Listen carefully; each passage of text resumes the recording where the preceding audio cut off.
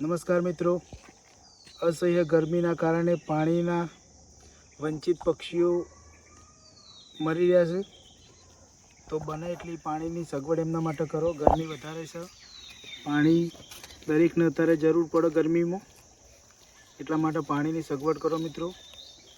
આવા પક્ષી મરી ગયું છે, એને આપણે ખાડો ખોદી અને અંદર દફનાવી દઈશું.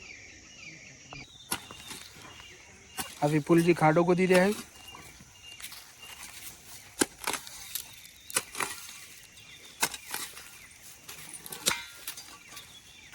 બાજુ મારેલું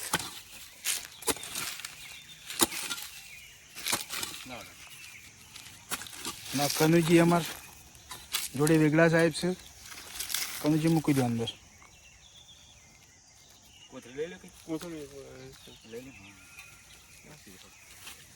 ફૂલ નાખો. ઓમ શાંતિ. ભગવાન એના દિવ્ય આત્માને શાંતિ આપો એ પ્રાર્થના.